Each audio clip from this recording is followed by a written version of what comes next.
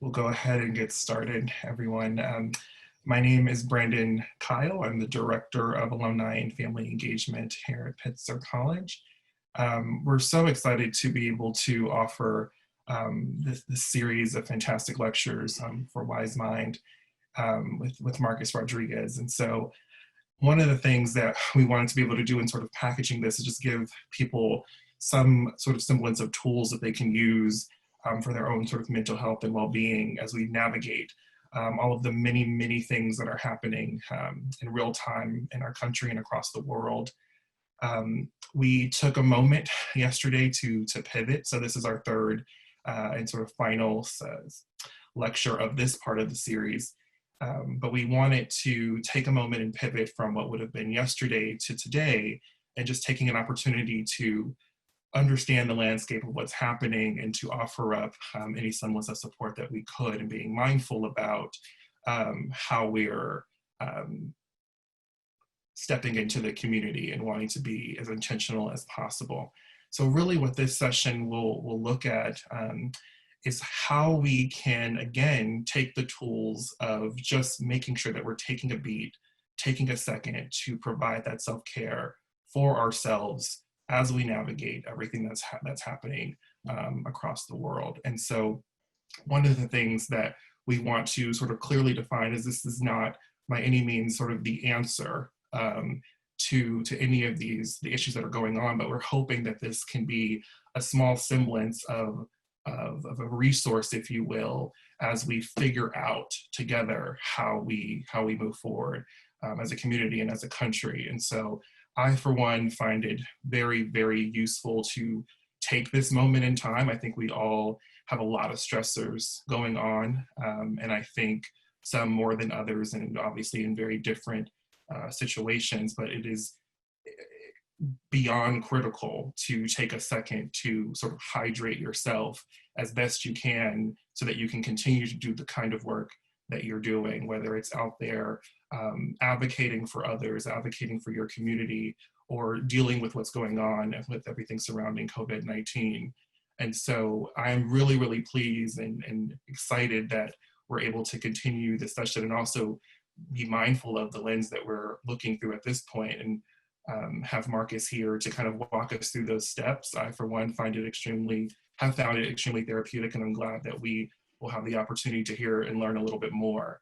So without further ado, I'd like to introduce our Assistant Professor of Psychology, Marcus Rodriguez. Thank you, Brandon. Thank you, everyone, for being here.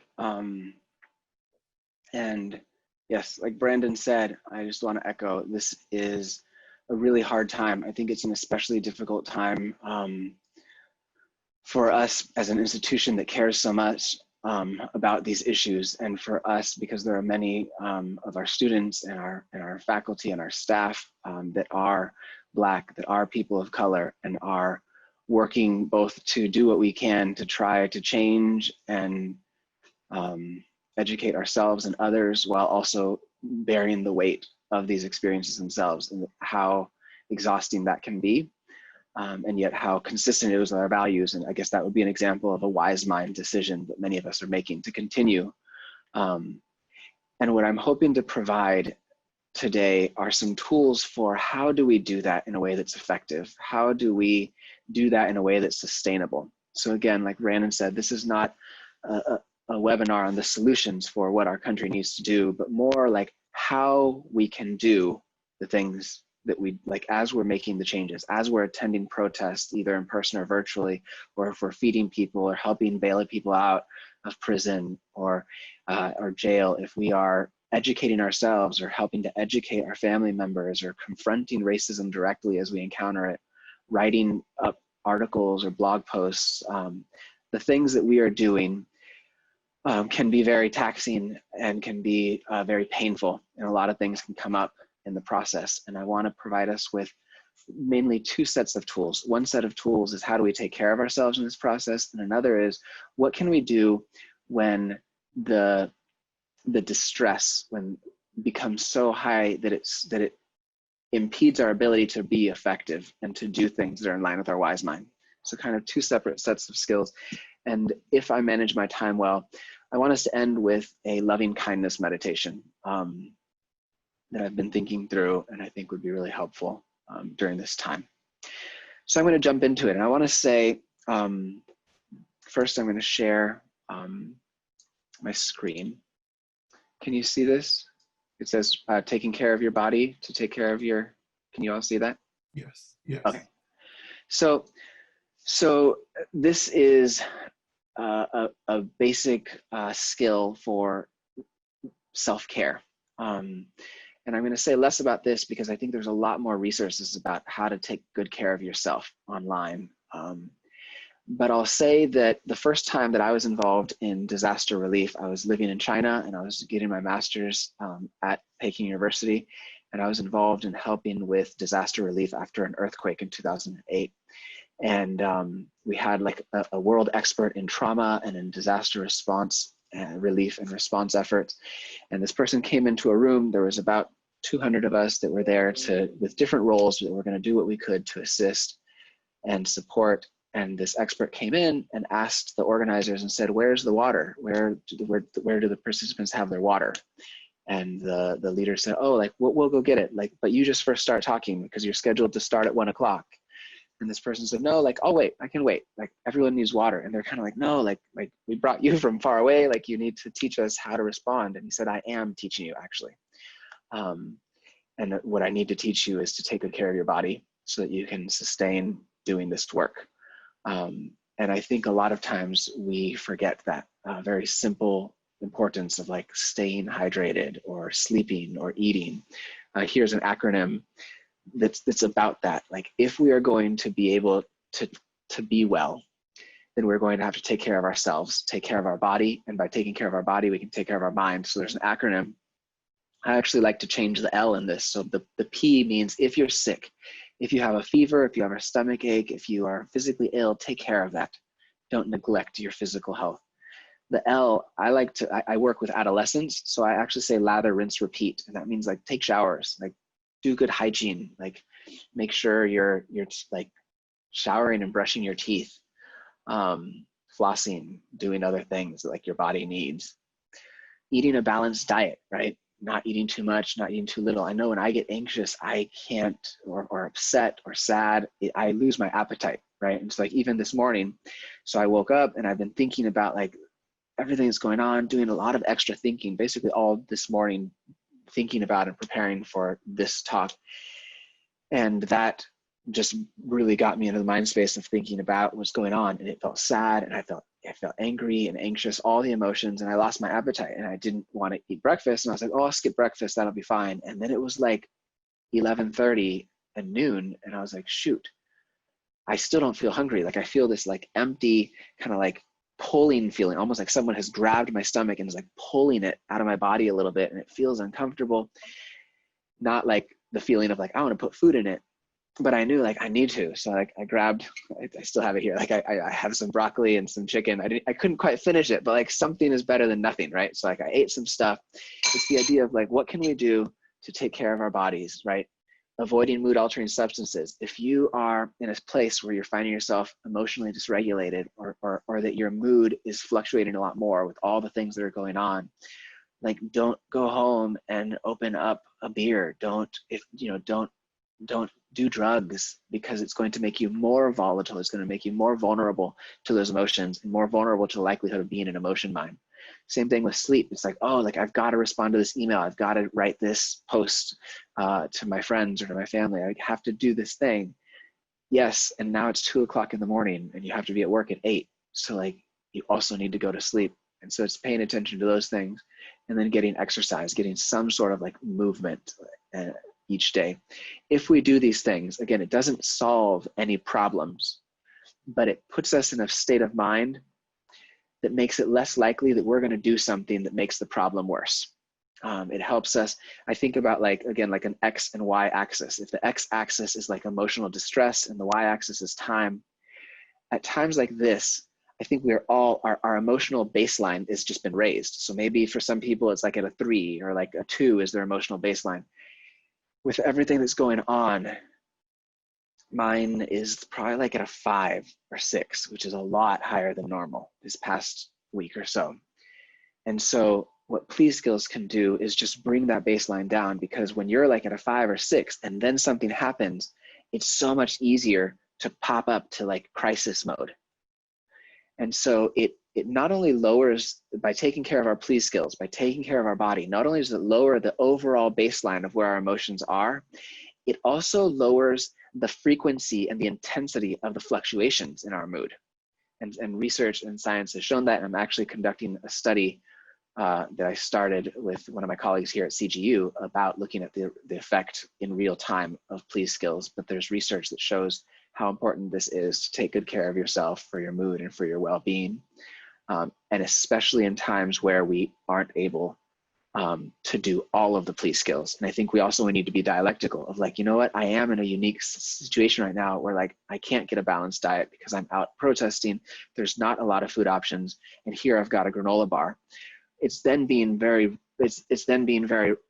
aware of, okay, I have almost having a checklist in your mind of the please skills so that you can know, like, you know what, like I have neglected 3 of these 6 please skills. Like I need to be really careful because I'm probably in a vulnerable place and likely to be more reactive or less, more prone to emotion mind if something comes up.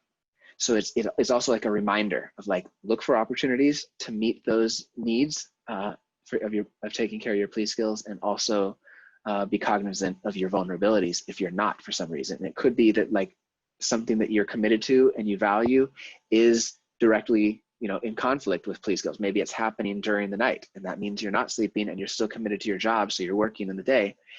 Then just be mindful of like the fact that you are more likely to be in a vulnerable place, and therefore more likely to need to lean more heavily into other emotion regulation skills, or to have immediately in your back pocket some of the other skills that I want to teach, which are crisis survival skills, because you recognize if your emotional baseline is somewhere fluctuating between like 5, 6, 7, 5, 6, 7, then if something really upsetting happens and you're already at a 7, it's going to shoot you up to an 8, 9, 10.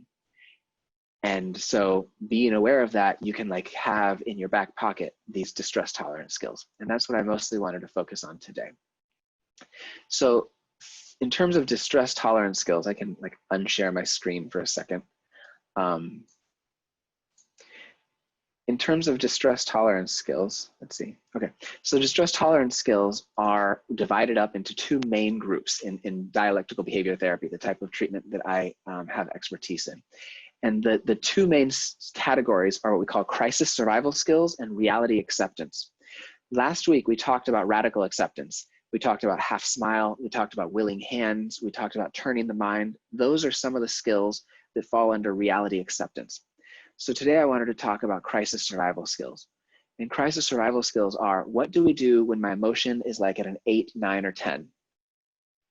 When I'm feeling so upset, when I'm feeling so, and I'm struggling to remain effective, right? And so in this moment, the crisis survival skills can help me to still be effective in this situation. So what are these skills? They help us to tolerate a crisis without making it worse. And that's the key. I teach these skills to my patients, and sometimes they'll come back to me and they'll say like, I did it. I did the distress tolerance skill and it didn't really work. I still felt super miserable. I still felt really angry. I felt super sad. I couldn't stop crying. I couldn't stop thinking about it.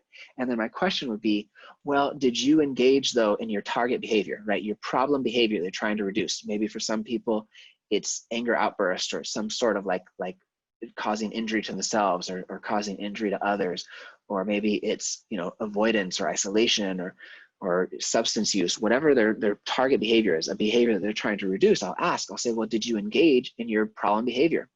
And they'll say no, and I'll be like, well, then it did work, right? The skills at their very best, the distress tolerance skills, they help us to reduce our emotional intensity, and they help us to not engage in something that's going to make the situation worse. But at the very minimum, the goal is, how can I get through this crisis without making it even worse? And if we keep that in our mind, I think it will make us more likely and be willing to try it and to see the value in this. So then when should these skills be used? They should be used when you're in a crisis and the crisis can't be avoided. If the crisis can be avoided, then avoid it, right? If you're not in a crisis and you use distress tolerance skills, essentially a lot of the distress tolerance skills can basically be summarized as distract. Distract is super effective if you're in a really distressful situation and you don't want to make it worse. If you chronically use distract skills though, if you use them every time you get upset, distract, every time you get upset, distract, you are going to end up avoiding. And what that means is you're going to avoid things that are important to you and that are in line with your values that do also maybe make you upset. So like it makes me upset to learn about systemic racism. It makes me upset to learn about police brutality, to learn about my own biases, to learn about just the systemic injustices and the structures that maintain those. And it's in line with my values. So like, but each time if I get upset and I distract, each time I start reading something or looking or having a conversation, I'm like, oh, I got to distract, then I'm not actually going to be able to move towards my valued living. So we don't want to chronically use it, but we do want to use it if in the process of reading, then I start, or responding or writing or whatever, processing, whatever I'm doing, if then all of a sudden I'm engaging in a problem behavior to make a crisis worse, that's when it is effective to avoid temporarily. And the difference between avoidance and distracting is temporary. It's like not, it's basically saying like, not now, I'm coming back to you when I'm more in a place of wise mind. I'm going to teach some of two of the distress tolerance skills, okay? And I think one thing that's important to know, and I feel like I've said it, but I can't emphasize enough, distress tolerance skills do not solve problems. You don't build a life worth living. You don't fix societal problems with distress tolerance skills. You don't. But without them, I also don't believe we can truly fix deep societal problems. That's the dialectic, is we need them to be able to tolerate the painful emotions that come up so that we don't make a really bad situation even worse. But they themselves don't. They're temporary. Their effects are temporary, which is why we have to use it, step back, get in touch with our wise mind, take care of our plea skills, and get back to the emotion and what it's telling us and the way that it's leading us consistent with our values. Otherwise, you'll end up avoiding, and that will lead us to being out of touch with our values, and we will end up being surprised at one point that we are not living a life that we think is valuable or is what we want it to be. And we won't really know where we went wrong. And it's often because we didn't want to feel those emotions. We just wanted to avoid them, and we overused distracting and distress tolerance. So I guess that's my warning label that I want to put on these skills. They're wonderful, they're super necessary, and they can really easily be misused and lead us down a path that we don't want, farther from our values, not closer to them. So what is a crisis? A crisis is a highly stressful situation that has potentially negative outcomes, right? And it's something that, right, a crisis that can't be in the short term avoided. A crisis creates an intense pressure for quick resolution. So like right before, like as I was preparing this, I was looking on a social media platform. One of my friends, one of my connections wrote something, said something. I felt the need to respond. I found myself like 30 minutes into a response because it felt like it had to be responded to right now. The problem is I also need to like eat, prepare something for myself to eat. I also need to like take care of my daughter while she's doing her Spanish class this morning. I also need to like prepare myself mentally for this. And so in that moment, although it felt like it needed a quick resolution, the most effective thing is to say like, you know what, like not now. I actually need to prepare what I'm going to say and do this afternoon because this is a commitment that I made. Another thing, like when do we want to use these crisis survival skills is when we have a really intense pain and it can't be helped quickly, which I think describes a lot of where we're at in these spaces, right? Like just today, it's like 1:20 p.m. I have found myself crying quite a few times today, right? Just like at different points in the day, thinking I've been very much in the mind space of what's going on. And I've dedicated today to thinking and preparing for this. And so I'm finding myself having intense emotional pain that shows up. And yet like, there's no real quick resolution right away that's going to fix that. And so recognizing that also another time when we want to use crisis survival skills is wanting to act in emotion mind, but actually that would make things worse. And I can't overemphasize that point. We want to not make things worse as the precursor to being able to contribute to making things better. And I think as a community, I think we at Pitzer are uniquely committed, which is why I joined this institution. We are uniquely committed to trying to do what we can to move the needle slightly forward when it comes to issues of social justice. And now I feel like in my lifetime, and maybe at least in my adult lifetime, this feels like the most dramatic and urgent moment that I've experienced as an adult of what that means to be involved in those types of issues, or at least it feels closer to home for me than any other issues have felt for me. And what can I do so that I'm not making things worse, right? So that I can also be cognizant of, is my emotional distress threatening to overcome, right? So what would it look like to overcome? It could look like I'm doing, I'm teaching, I'm like sitting over my daughter's shoulder, trying to help her with her Spanish, and then I lose my temper and say something that's mean or make a judgment that's critical and it's not helpful.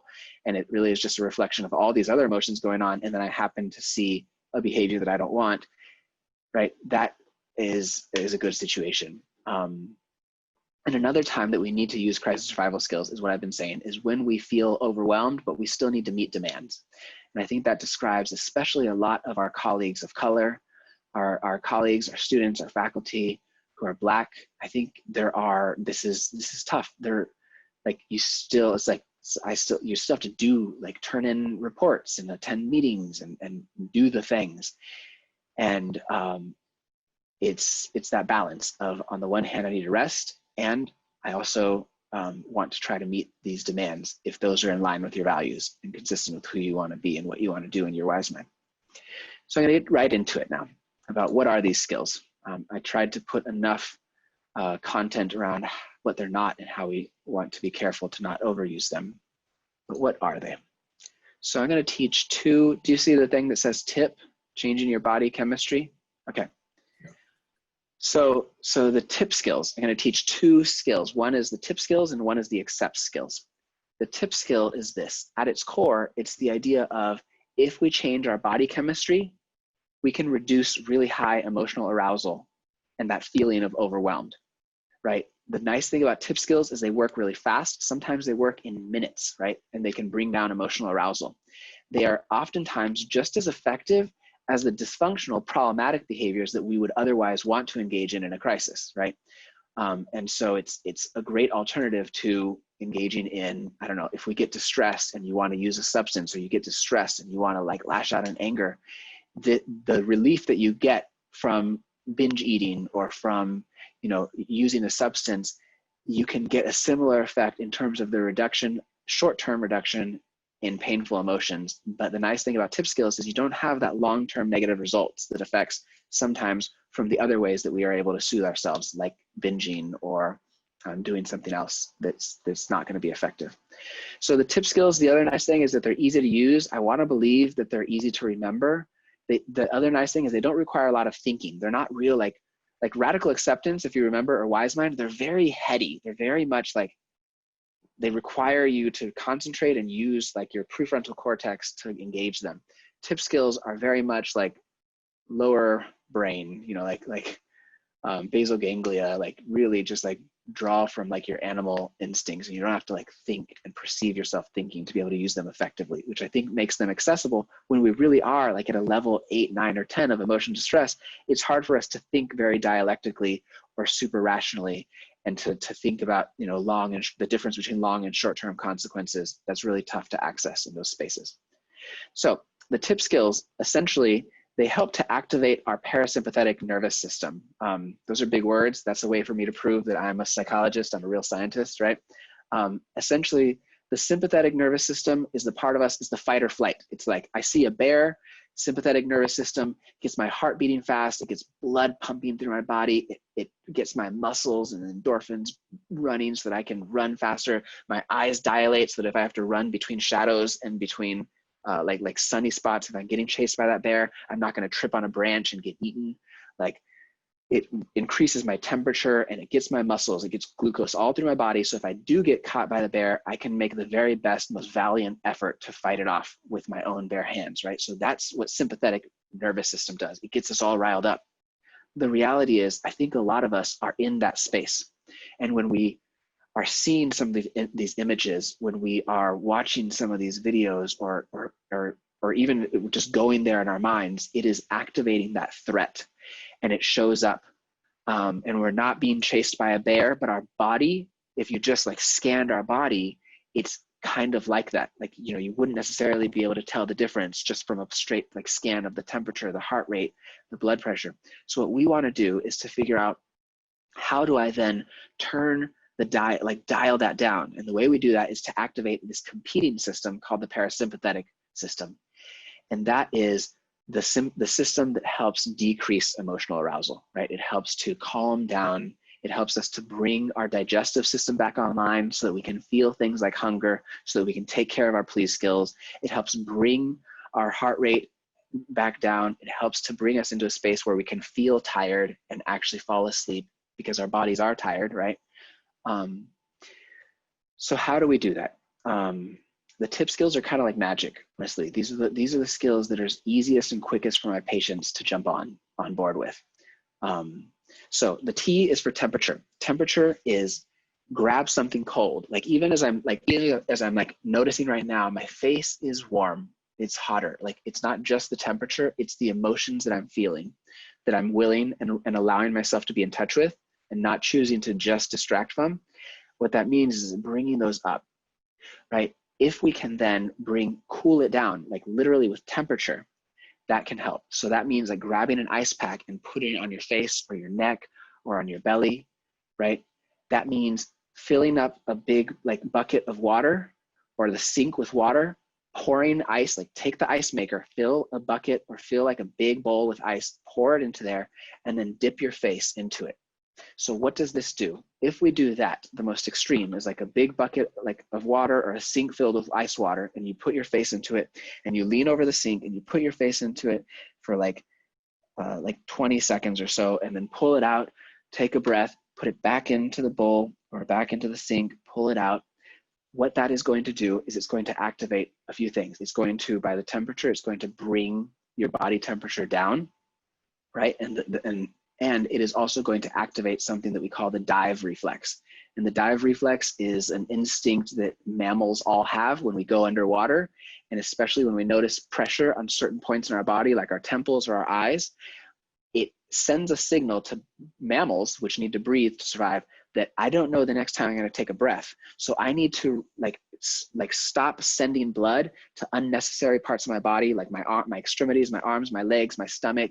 Like those parts don't need blood and oxygen for me to survive a long time underwater. So it redirects blood as much as possible from those extremities to my brain and to my heart, because I need those to survive as long as possible. So if you put your face underwater, you lean over, and then you put a little bit of pressure rubbing on your eyes, it activates that dive reflex. And what it does is it sends more blood to your brain, and it then helps to, it's almost like, what's that called? Like when you're like in the ambulance and they go, like, sorry, I've lived most of my life outside of this country. There's like electric shock things. Anyway, it's like that effect. It like shocks your body into waking up and being in this moment. Defibrillator, that's it, defibrillator. It's like a defibrillator. It can wake you up, and by activating the dive reflex, it brings more blood to your prefrontal cortex, to your whole brain. And the biggest part of your brain is your prefrontal cortex, and that's the part of our brain that we use to be able to think about like long-term and short-term. Think about like, what are my values? What are my goals? To think about like, if I do this, will it make the situation better or worse, right?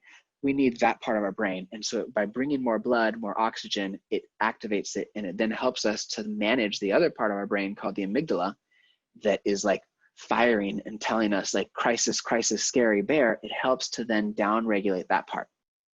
So this is like change your body chemistry in order to change how you feel. And the reason that this is so important is because I think that especially us as like Pitzer students and faculty and staff and alumni and parents, I think we rely too much on our brain to try to fix problems. And so we get really distressed, and then we're like, okay, let me like use my brain to like think my way out of this. But like your brain is like mostly offline at that point. You're not able to think in the same way rationally you are when your emotions are like at a 2 or a 3. And it's not super easy to think your way out of the crisis. We need to behave our way out of the crisis. And this is one way we can do that. Another way to do this is get in the shower. And this is the way that I do. Get in the shower, turn the water temperature to like what you think is normal and comfortable, and then turn it all the way to cold as you can bear, and hold it there for 30 seconds. And you'll start like shaking, and your whole body will tense up, and then turn it back to warm, and warm your body back up, right? So I've already done a cold shower. So I've already taken 2 showers today, okay? And then you warm it back up, warm your body back up, and then drop it back down to really cold. Hold it there for 30 seconds, or as long as you can, 60 seconds, boom, bring it back up to warm. That will have the same, do that 3 times, or the face, you know, like the face and eye rubbing. That will help to change your body chemistry and make it easier for you to access your prefrontal cortex to be able to make the next wise choice. The next one is intense exercise. So intense exercise, the idea is do like intense aerobic exercise for at least 20 minutes. And the function that serves is when we are, right, like when we are agitated, when we are angry, when we're really sad, when we're feeling really scared, ruminating, it just won't just stop on its own. So we need to, or we can use intense exercise if we're in a really low mood. Like if we just gotten so upset and depressed, which I wasn't there today, but in other days in this past week, I've just gotten like hopeless. And I'm like, you know what? Like what's the point? Like there's nothing, it's not going to matter. And then I just sort of get into this low energy place. I think that was like my Saturday or Sunday. I don't remember, where I'm just kind of like not doing anything, but I do want to, like, that's not what I want to do that day. So I need to bring my mood up. Intense exercise can also do that. So what this means is let's say you have like really high anxiety or lots of anger, and then you do like HIIT, like a high intensity interval exercise. You can download those from YouTube or watch them, like someone guiding you. And if you've never done it, start at like very, very, very beginner, right? So I'm like on level 1 because it actually is intense. They're not exaggerating when they say intense. So like do that, or like if you have stairs, like run up and down some stairs or walk up and down some stairs for 15 minutes, do some jumping jacks. It burns off your adrenaline, right? And when you're done with that, you just feel tired, you feel worn out, which is ironic. It can do both. You feel tired if you were like overwhelmed by anger, or it gets endorphins going, it gets you activated. If you're laying in bed and you're like, I'm not quite sure like the point of getting up right now, like I think I'm just gonna snooze. But like your wise mind also says like, no, but there's this thing, you committed to your like brother that you were gonna go to his daughter's birthday party, and you're like, you know what, like I don't think I will, but I want to get up and I want to be active, and I actually want to show up and really honor my brother and have a good time and celebrate his daughter. That is in line with my values. That is what I want to do. So it's like, what do I need to do? I know I need to get up, and instead of dragging the whole morning and dragging on my way there and dragging at the party, I'm going to do some intense exercise, get myself going. So that's the intense exercise. Paced breathing. Paced breathing is the idea of slowing down your breath, because generally, and slowing it down in a very specific way, slowing it down by exhaling for longer than you inhale. Because generally speaking, when your heart beats faster on your in-breath, and it beats a little bit slower during out-breaths. So what we want to do with paced breathing is the idea of we breathe in for like 4 seconds or so. The key is just find what feels comfortable for you. Like breathe in for maybe 4 seconds, breathe out for 5 or 6 seconds. It doesn't need to be like a huge gap.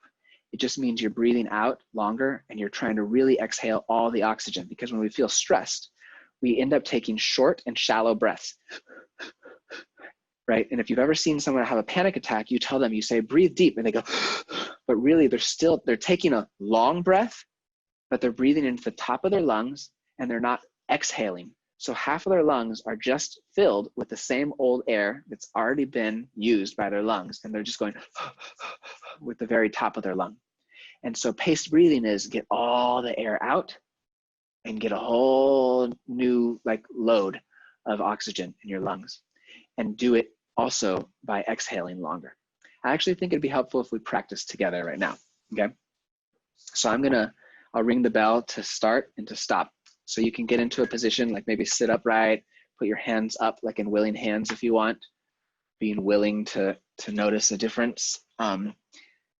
And what we're gonna do is we're going to inhale for less time than we exhale. So we are going to, you find a rate that works for you. Maybe like inhale for 3 seconds, exhale for 5, or maybe inhale for 6, exhale for 8.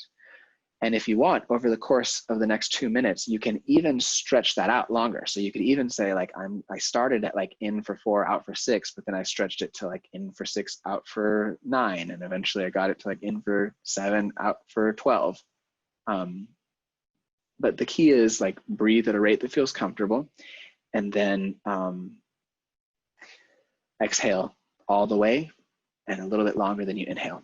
And like our previous practice, if you notice that your mind wanders and you're suddenly thinking about something else, thank yourself and then bring it back to just exhaling longer than you inhale. And if your mind goes to problem solving or asking like, well, why does this work? Does this work? Just notice that, thank yourself, and then bring it back to exhaling for longer than you inhale. Okay. All right, let's begin. You can either keep your eyes open or you can keep them closed.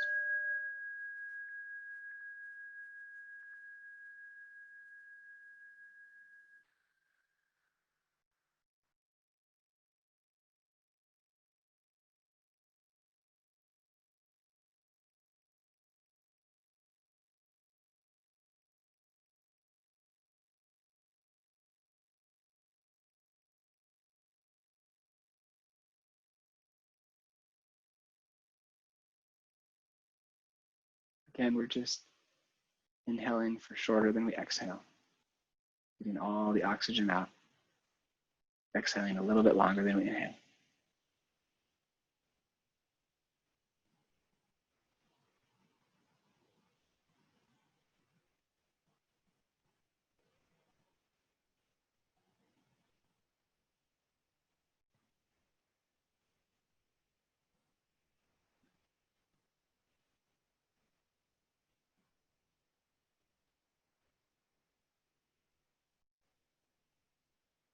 If you notice your mind wander and you're not thinking about your breath, thank yourself, and then bring it back to exhaling for longer than you inhale.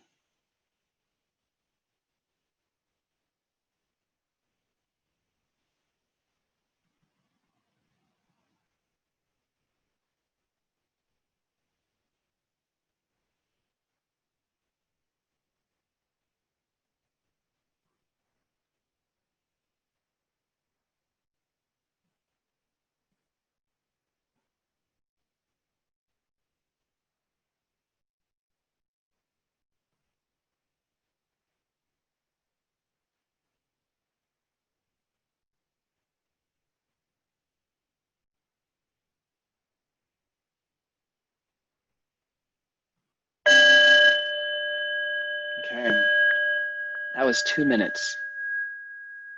So what did you notice? I guess we've got panelists here, so you're already here. So if any of the panelists would be willing to describe, what did you notice in doing that exercise? What was that like? Well, first and foremost, I noticed that I haven't taken a deep breath in a very long time, apparently, because that was pretty intense and I wasn't expecting that. It's obviously been a really trying week, a trying few months, in particular a trying week, but I would say the first thing was, wow, okay, I really haven't taken a deep breath in I don't know how long, so just a sort of shock at first. Yeah. Did you notice any difference in your emotion arousal before and after those 2 minutes? I think somewhere in the middle it became more emotional, and then trying to not go into too many thoughts, I had to kind of pull myself back. So it was almost the perfect timing when you said just thank yourself and keep going. I found that helpful. Okay. Thank you. Definitely feeling more calmer after the 2 minutes. Where do you feel that in your body when you say you feel calmer? What does that mean for your body? In my gut. I guess the intensity. Yeah. of the day. Mm-hmm. I feel my heart rate is a little bit slower than it was 2 minutes ago. I'm noticing my body temperature is a little bit lower than it was before. And I'm noticing a little bit less of like this shaky feeling in my chest, which I don't think it's actually shaky. It's more of like a sensation of like irritation, or I'm feeling a little less of that. Anyone else? What did you notice? I noticed that I was able to go a little bit further as I continued my breaths, to take deeper breaths. And then I had to be more mindful to make sure I was going further, you know, in my time to release, kind of doing this hissing sound at the end. Mm-hmm. Yeah. Thank you. So this is an exercise you can also do if you're having a hard time falling asleep. You know, at the end of a day, you just feel like you're like running through the day, laying down, and then breathing in and just breathing out and trying to exhale longer than you inhale. And each time you notice your mind wanders, bring it back to trying to extend your exhale and thereby reduce your heart rate. And what's nice about this skill is that you can practice this in the middle of a meeting. You could be talking to someone who you find really distressful or about a topic, and they don't know what you're doing, but you're concentrating on exhaling longer than you inhale, right? You know, you can't really like grab a bowl of ice and just like, hold on a second, like, and put your face in the ice, but this is one that you can. Okay, so let's look at one last set of skills, and this is the distracting skills. And I'm gonna kind of go through this quickly. There's a list of what these mean here, but essentially the distract skills are when you're in a crisis and you feel like you're at risk of doing something that's a problem behavior for you, something that you're trying to do less, right? And so you're trying to bring down the emotional intensity and temporarily distracting from whatever's happening in that moment. So one way to do that is to engage in activities, right? I think this is very intuitive. I don't need to say more. Just like watch TV, go for a walk, play some sports, call a friend, like, you know, play cards, like do, I don't know, watch a TV show, like do something else temporarily. And the key about activities is when you're doing that activity, put all of your attention on that activity. Don't be like watching the TV show or like playing cards with your daughter, but you're still just like brooding about that thing. And you're just like, so like, just try to, each time you notice your mind wanders and you're no longer like doing, like maybe I'm on a walk with my wife and I notice that like, I'm no longer walking with her. My mind is like in that, you know, forum that I was writing on, or in that conversation that I didn't feel ended the way I wanted it to, or just ruminating about certain images in my mind, then bring it back to fully engaging in that activity for that temporary time while I'm trying to step away so that I don't press send too soon, you know. So contributing is, I'll give you an example of what that means, but essentially it's doing something for somebody else's well-being so that you can temporarily refocus your attention onto someone else. So one example of this, when I was working at McLean Hospital in Boston, one of my colleagues one day made some cookies and put them like in this like shared like group room, you know, like where we all, I don't know. And so I walked in and I saw it said like, you know, here, take a cookie from, and then it was my colleague's name. And I was like, whoa, and the colleague like has an office right next to me. So I grabbed a cookie and of course I loved it. And then I went over to my colleague and said like, wow, like why'd you make these cookies? These are so great.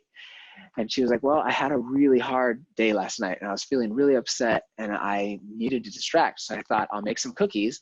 I can bring them to work, you know, so that'll be my activity to distract, I'll contribute.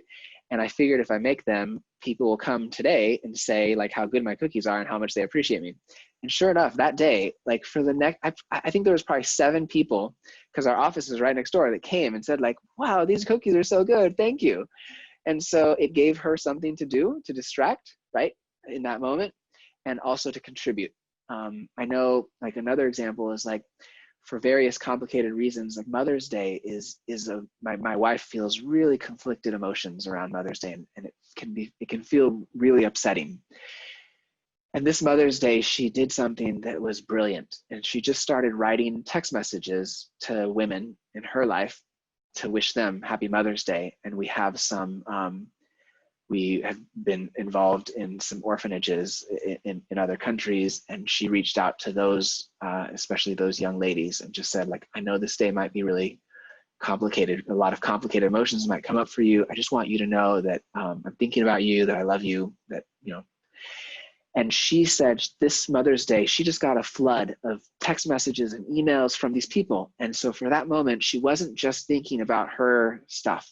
She was thinking about, you know, these different women in her life.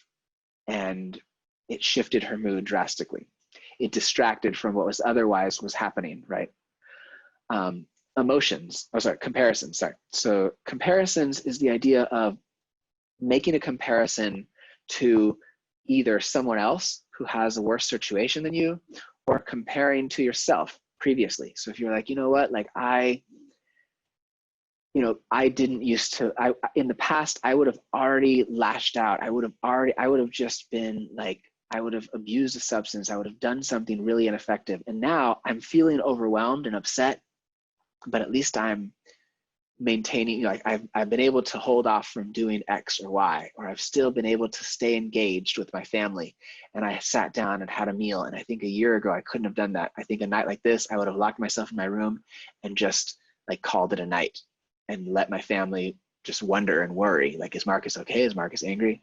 But, you know, so you could even compare yourself to yourself before, compare yourself to someone else who's less fortunate. But again, the idea is like temporarily getting the attention off of you and what's happening in that moment that feels so overwhelming that you just like spin on. Emotions is it's key in that I think I might have mentioned this in one of my earlier webinars, but the idea that, because I say this a lot, so I don't know who I say it to, but emotions love themselves. Did I say that before? Okay, good. I'll probably say it again if you let me teach too many webinars.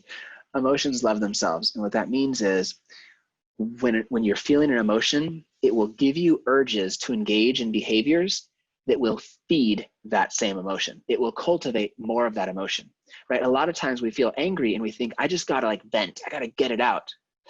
Research shows that creates more anger. If you go along with the urge associated with anger, or if you're like, I feel really sad, I just need to isolate for a while, I need to like be by myself and just cry it out in the dark, like that will feed into more sadness. If you feel anxious, you're like, whoa, like I just gotta avoid that thing, that snake is really scary, right? And you like avoid looking at pictures of snakes, you avoid watching videos with snakes, you avoid going to people's houses if they might have a snake in one of the bedrooms. That actually will create over time that avoidance, right? You're listening to the emotion, you're doing what the emotion tells you. The emotion says lash out in anger, or the emotion says like avoid, or the emotion says like isolate and be by your, you know, and like do nothing. When you follow the emotion, it feeds itself and you have more of that emotion in the long run. So what that means is when you're feeling a really intense emotion and it's now getting, again, like I feel like I can't overstate this, and it's now at a level where you can no longer be effective and in wise mind, and you might do something to make a bad situation worse, then you can say, I need to temporarily push this emotion away. And one way to do that is to not keep feeding the emotion, meaning intentionally elicit a different emotion. Ideally, a positive one, right? But if not, go for a neutral one. So if you're, I don't know, if you're watching, if you're feeling really angry, I have a lot of really funny memes and a lot of really funny videos that I download, right? I have this, I can like, so I'll watch them. There's like funny ones of people like throwing things for dogs to catch in their mouth, you know, and they can't catch it well, or just like those videos, if you like fully concentrate, it will help you to elicit a slightly different emotion. It doesn't mean that like I don't still feel that other emotion of sadness or shame or disgust.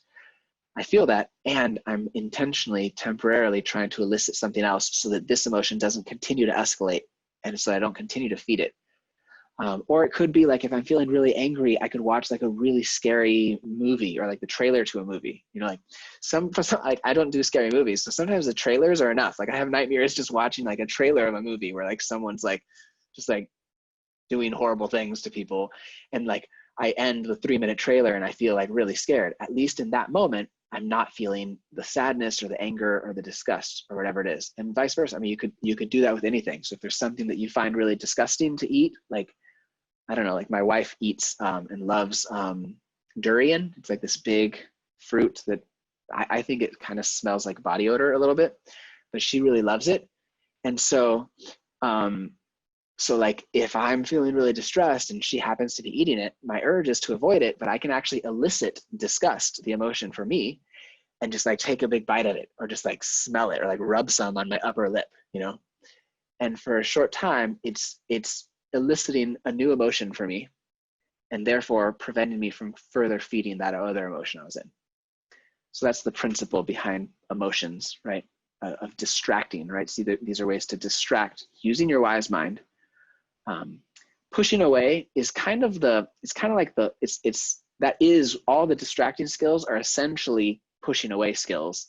And then all these others are specific. How do you push away, right? You push away by doing activities, you push away by contributing, you push away by comparing, you push away by eliciting different emotions. So pushing away is kind of the what, and all these others are the how. But pushing away essentially means either physically leaving that space that maybe is like cultivating the emotion, or in your mind, like backing off from that thing. What it looks like for me, if I like spiral, so like not to like what's going on for me now, but in the past when I've been really depressed, if I spiral into like a really dark, depressive space, I picture myself sitting at a desk. I actually picture my old desk from my master's program. And I just picture stuff on it. And it's like, I just take my hand and I just brush across it and I say, not now, in my mind. And it's my way of saying, like, I'm not saying not ever, I'm just saying like, not right now. And I push it away. For some reason that works for me, just a little bit. I don't mean it takes the emotion from like a 10 to a 0. I mean, it slightly shifts, and for some reason it helps me say, oh, okay, I can actually not right now. But I have clients that say they imagine this thing and they put it in a box and they put it like up on a shelf, you know, this imaginary box and this imaginary shelf. But in some way, just either physically or mentally, like, no, not now. That's what pushing away is.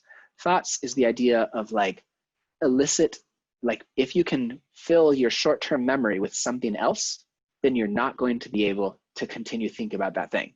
So for example, if I count backwards from 300 in increments of 7, so I'm like 300, 293, 286, 279, 272, right? When I'm doing that, it's so hard. I can't think about that and also the thing that I feel really sad about, or really anxious about, or really angry about, or really ashamed of, or that's disgusting me. And so it's temporary. And by the time I go from 300 down to 1, or if I go from 200 to 1 in increments of 7, my emotional intensity has decreased a little bit. Again, each of these collectively work. Any one skill is likely insufficient, but it's collectively, when you stack them on top of each other, it can bring a significant shift. And then the last one is sensations, is distract by some really intense sensation. And that could be like eating a warhead, or like biting into like a hot pepper, or like taking like Vicks Vapor Rub and rubbing it on your upper lip, right? Or listening to really loud music in your car, right? Like some sort of like an intense sensation. Even like the idea of like a shower, like this, like a really hot or a really cold shower, it's such a intense feeling. It's hard to also think about something else when you're really cold, right? And it's really interesting. It's almost impossible to be really angry and cold at the same time. So that's like another secret sauce, like nugget for you, is like, if you're feeling really angry, then get yourself really cold, because it's hard to maintain anger when you're freezing. Okay, so those are some of the distress tolerance skills, some of the distract skills. I'm wondering, before we go into a guided loving kindness meditation, I wanted to see if anyone had a question. Any comments?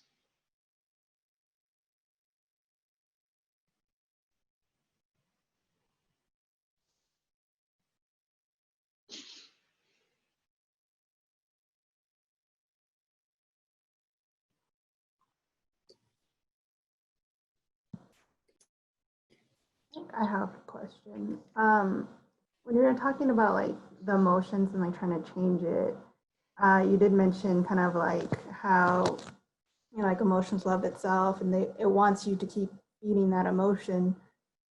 But like how do you realize when it's just the urge of the emotion trying to keep you there and the need to have to change to do something else? Does that make sense? Could you give me an example maybe of what that would look like? Like sometimes when I get really upset, it's hard for me to physically leave that space, but ultimately it's a better thing for me to do. However, like I feel like for me personally, when I'm in that moment, I feel like it would be worse for that emotion if I did leave. Hmm. So I guess, how do you wrap yourself around like, this is just the emotion tricking you to staying and feeding it? Yeah, I don't know, to be super honest. I struggle with that too, because emotions trick us into thinking that listening to what they say is the best thing to do. And they're so convincing because they're so real in that moment, right? And the truth is that emotions do communicate such important information to us. So we definitely don't want to be in the habit of ignoring them. And that's why I love on that worksheet, if you remember, it said, wise mind accepts. That's why when we did this webinar, the very first skill that we learned was wise mind. Because I think it's hard. It's hard to get into wise mind, and it's almost impossible to do any of the other skills if we aren't able to, in some degree, access wise mind to figure out what would be the most effective thing for me. And I think, to your point though, like the one thing I can say for sure is I think what we can do in that moment is to be very gentle with ourselves, to be very kind with ourselves.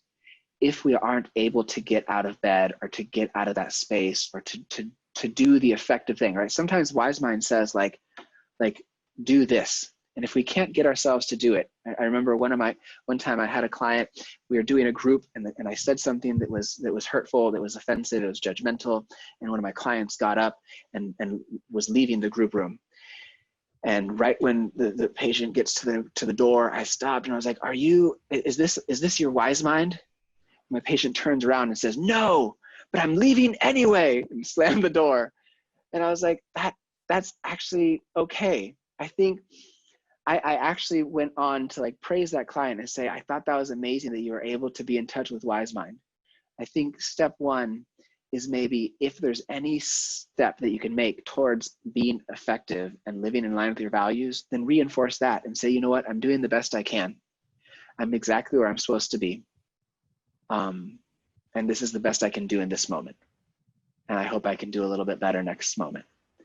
I think if we can bring that kindness and gentleness, I think the next moment is a little bit more likely to be an effective one than if we're just like, come on, like get your shit together, Marcus. Like that attitude, it feels like it's coming from a place of like care. It just increases the intensity of the emotion. And so as much as we can, I would actually just practice in a very gentle tone internally, because I think it really does take practice. Say to yourself in a way that feels real and genuine, but also gentle, say, you're doing the best you can. Like practice that. Practice saying like, you're trying your hardest.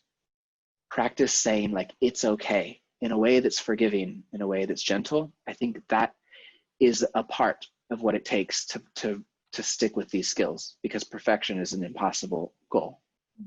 I think that's a really good point that you brought up, because I didn't even think about even the way that you're speaking to yourself in those moments can even impact those emotions even more. Yeah. Wow. First of all, thank you so much, Marcus. We're just running out of time. I wish we had another hour of this, quite honestly. Again, thank you so much for your time and offering this up for our community. This is so incredibly invaluable, even more so during a time like this where there's so much going on.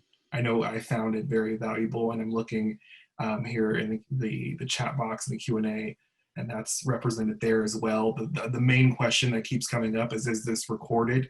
Yes, it is, and we will be able to provide that to the community as well. I'm also thinking that if we can get some of the handouts that you provided today, we can put that up on our Pitzer at Home website, so it's a resource for everyone.